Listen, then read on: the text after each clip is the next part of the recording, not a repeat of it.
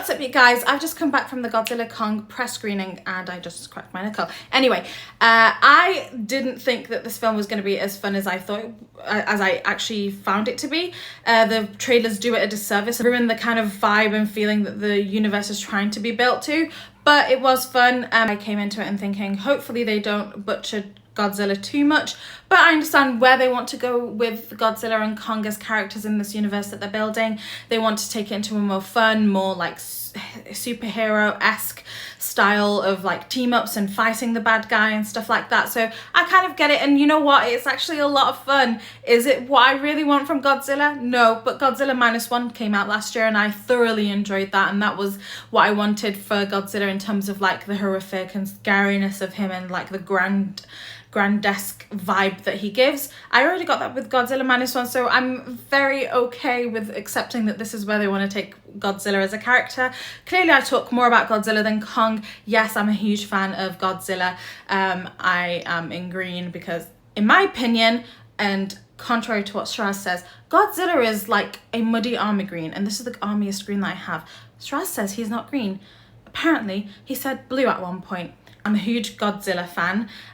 Kong, however, was a star in this film as well. He did have his moments. He was very endearing and very adorable, and he was also powerful and fun, and you can kind of see yourself somewhat relating to him, obviously, because, well, apes and humans. But yes, him and Zuko were absolutely amazing to see. Their journey across the entire film and the character development that they both had together was amazing.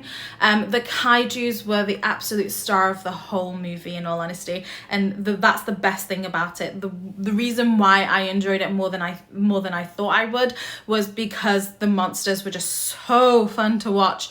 It is a bombastic movie, and you already come into this film with a lot of suspension of belief, but you need to prepare yourself to add more suspension of belief on top of this, and to just accept where the crazy elements of the story go and just enjoy it for what it is and how crazy it is.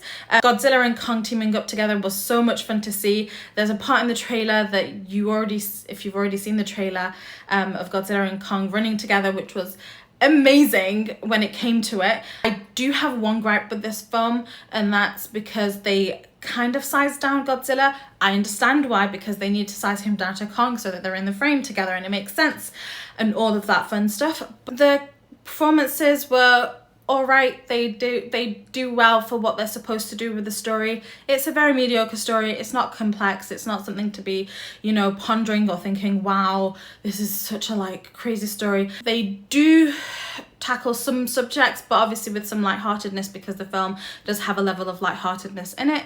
I think Kaylee, who played Gia, was amazing, and she was a wonderful representation for the hard of hearing community. I think it's amazing to see sign language being such an integral part of the film, and being able to, like, you know, pause and understand that their communication is through sign language, which is very amazing in my opinion. The score was good for what it did in certain parts, but it was such a shame to not hear and experience Godzilla with the classic Godzilla theme. I understand that Junkie XL might want to, you know, give him a refresh or like something new, and I don't want to seem like a purist either, but I do think Godzilla with his classic, you know, theme song is such an amazing thing.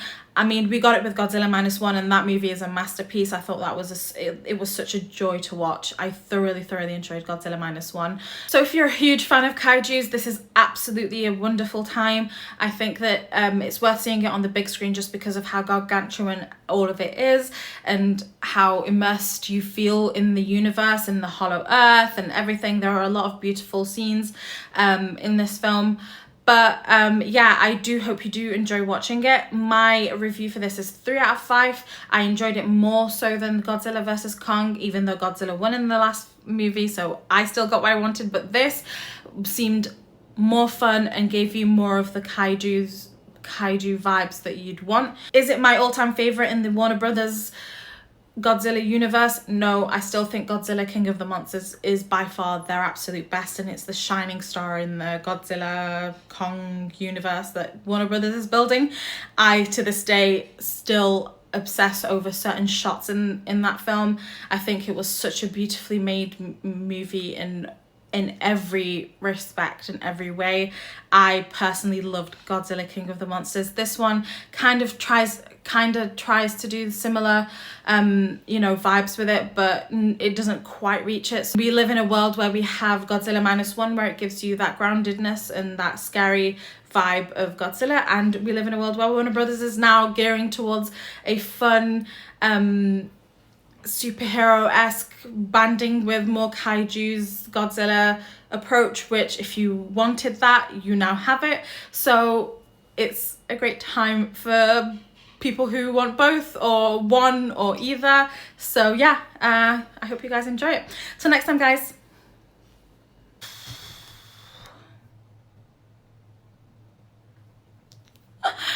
Anyway, let's go.